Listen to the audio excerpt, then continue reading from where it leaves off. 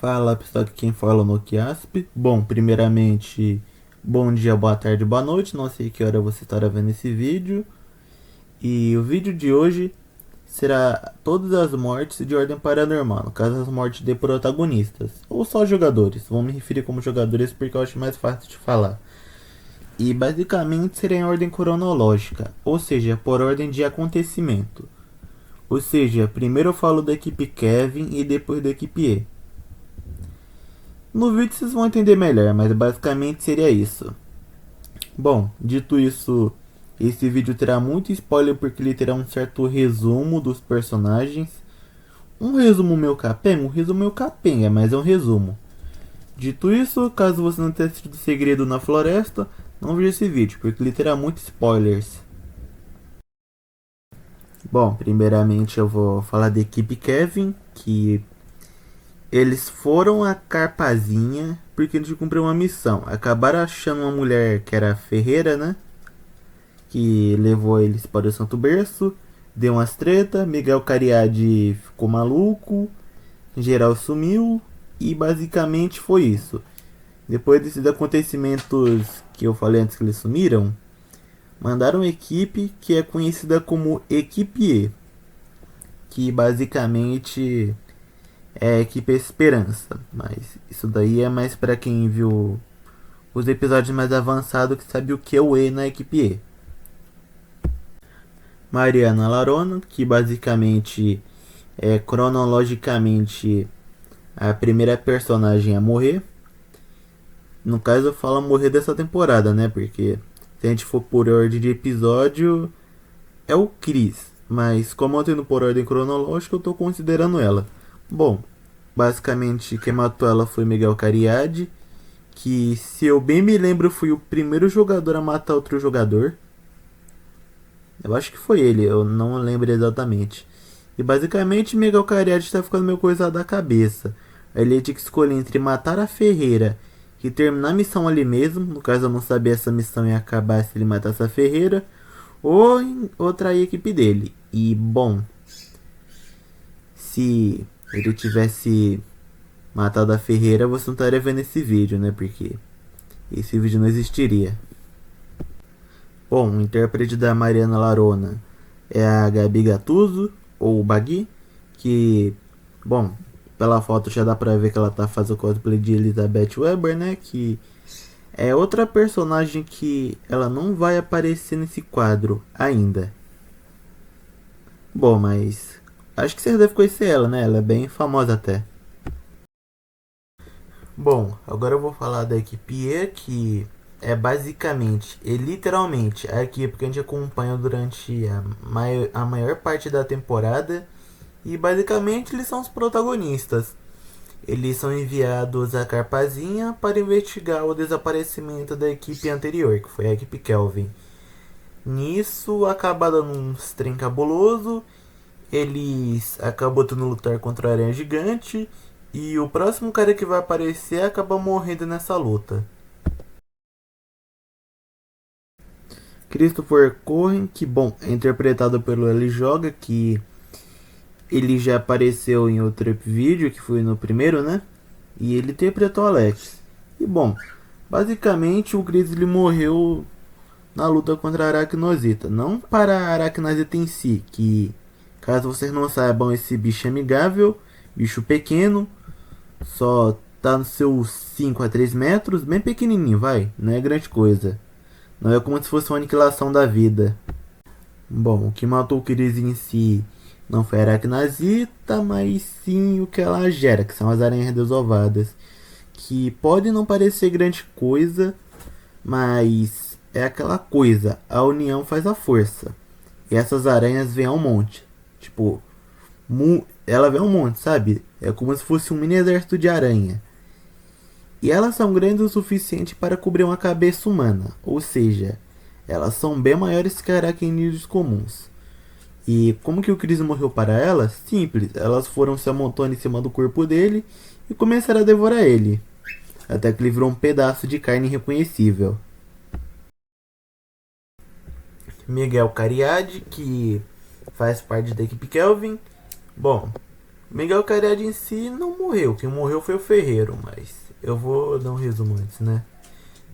Resumindo, teve os negócios lá, Miguel Cariade ficou muito tempo em Santo Berço sozinho. Bom, no caso, porque os dois colegas dele tinham saído para buscar ajuda, eles descobriram que no Santo Berço o tempo passa diferente. E aí ele foi lá, traiu a equipe dele, meteu um teco na testa da Mariana Larona. Ela acabou morrendo porque, né? Ela literalmente recebeu um tiro na testa. Creio eu que se mata qualquer um. E após isso ele se torna um ferreiro. Ferreiro esse que, bom, começou a ter filha rudo com a ferreira e começou a tornar o filho dela, os filhos delas em mananciais, que eram que estavam mantendo Santo Berço vivo, se eu bem me lembro. Sei lá, eu não vejo. Bom, na real não é nem que eu não sei, é que eu não vejo Ordem Paranormal Segredo na Floresta já faz um tempo já, então vou ficar devendo um pouco. Então, mas voltando um pouco para a explicação aqui. E aí teve essa treta toda. Ele vai pra caverna que. Para a mesma caverna que os protagonistas, porque eles acharam o coração de Lodo, eles estavam prestes a destruir o coração. E o ferreiro chega.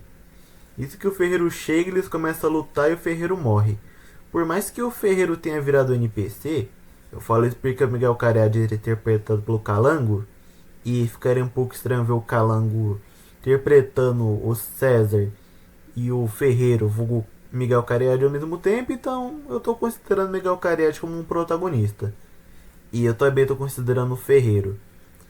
Não sei se o que eu expliquei ficou mais ou menos compreensível, mas é basicamente isso. E aí o Ferreiro morre e, bom, ele acaba virando um fodendo Deus da Morte. E isso acaba causando mais duas mortes, que vão ser as duas que eu vou falar logo em seguida. Bom, Kenan Thomas, que eu não lembro se eu cheguei a falar dele antes, mas bom, se eu não chegar a falar, quando Miguel Cariade virou a casaca e meteu um teco na testa da Mariana Larona, aconteceu um negócio. A Ferreiro Ferreiro prenderam o Miguel Cariade em uma gaiola. E aí ele ficou lá, pegando mofo. Aí ele passou muito tempo lá, envelheceu, ficou parecendo um maracujá de gaveta. E aí a equipe acabou achando ele e soltando ele, mas a esse ponto ele já estava parecendo um usuário de pedra. Bom, e após esses acontecimentos, após a batalha contra o Ferreiro, no caso, que ele se torna o Deus da Morte, o Kenan tava armando os explosivos, ele viu Miguel Cariade, vulgo Ferreira, o amigo dele virando. No caso, ex-amigo, né? Porque o Miguel Cariade literalmente prendeu ele por muito tempo. O maluco ficou velho. Então, ele acabou sendo um amigo dele, ex-amigo no caso, virando Deus da Morte. E nisso ele ficou maluco. Tipo, ele quase que foi de Alec, só que ele ia se explodir. E bom, creio eu que um grupo de pessoas que estão numa dungeon, que é um level bem maior para elas, não aguentaram a explosão, né? Aí o César foi lá e deu um headshot nele. E bom, ainda bem que ele deu headshot, porque se não teria sido o maior TPK da história de Ordem, tipo, primeiro e único, creio eu, porque, né? Eu não acho que ninguém ali sobreviveria a uma explosão. Ou seja, eles deram muita sorte que o César conseguiu passar no teste de pontaria. Bom, e logo após o Kenan Thomas morrer, ele vai lá e pega o detonador do corpo dele. Se eu bem me lembro, tava com. No caso, ele tava com um detonador e a mochila cheia de explosivos. E aí ele foi lá e pegou os explosivos. E pelo nome já dá pra entender o que ele ia fazer, né? Aí o Deus da Morte foi lá, agarrou ele. Passou um tempo, ele começou a envelhecer, porque o Deus da Morte, ele é muito quebrado, tipo, ele é muito quebrado, só você ler o livro de regras. E aí o Deus da Morte foi lá, agarrou ele pelo pescoço, ele começou a envelhecer. E aí ele esperou o grupo dele sair para que ele se explodisse, junto do Deus da Morte. E bom, de fato, ele fez isso. Toda a caverna foi para a casa do... Vocês entenderam. Bom, e agora vamos para as menções honrosas. Que são aqueles que não chegaram a morrer, mas quase morreram. Tipo, muito quase mesmo. Bom, a primeira menção honrosa vai para o Joey Joke, que quase morreu na luta contra o Carniçal, que basicamente tem a habilidade dele de controle mental e manipulou o César, no caso controlou a mente dele, para que ele desse um tiro no Joey. E bom, ele acabou acertando a bochecha do Joey e fazendo esse X na bochecha dele. E agora vamos para a próxima menção honrosa, que por mim eu colocaria ele 2 vezes na lista porque ele quase foi dessa para uma pior 2 vezes. E não poderia ser ninguém mais, ninguém menos que Arthur Cervero, que quase morreu 2 vezes durante a segunda temporada. Uma foi na luta contra, bom, no caso a boss fight contra o Carniçal, e a segunda contra o Minerador. Na primeira ele ficou com corte na cara que o Carniçal fez na cara dele, né? E a segunda foi na luta contra o Minerador, que bom, arrancou o braço dele. Tipo, pegou a picareta, começou a cavar o braço, e colocou a mão no osso e puxou com tudo. Ele quase morreu, mas pelo menos sobreviveu, né? Todo lascado, mas sobreviveu. Bom, sintam-se livres para me corrigir no comentário caso eu tenha cometido algum erro, que provavelmente eu cometi. Caso tenha algum feedback de como eu posso melhorar o vídeo, é só dizer, porque esse vídeo tem muito a melhorar, mas eu não decidi focar muito nisso de tipo, tenho que melhorar isso, tenho que melhorar isso, porque senão ficar nessa não é postar o vídeo. Então, eu só decidi postar o vídeo logo de vez. Basicamente é isso. Espero que tenham gostado. Talvez até o final dessa semana eu poste o vídeo de desconjuração sobre todas as mortes de jogadores, mas basicamente é isso. Até a próxima, falou!